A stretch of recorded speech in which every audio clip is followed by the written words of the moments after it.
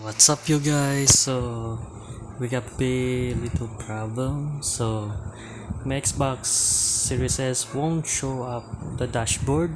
So can you get stuck while loading and then still it won't show up? Okay, there's my pin still there, but there's my games apps.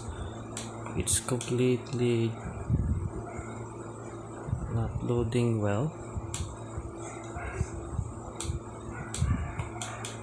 It doesn't load on the storage, but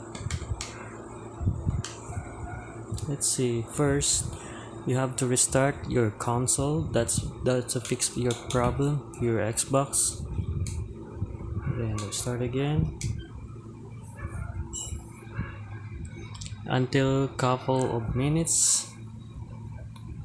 It's restarting.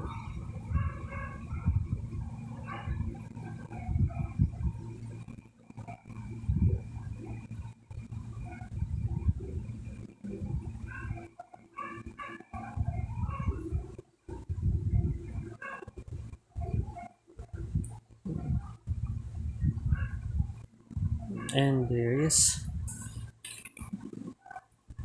if you haven't experienced your Xbox, and there you go.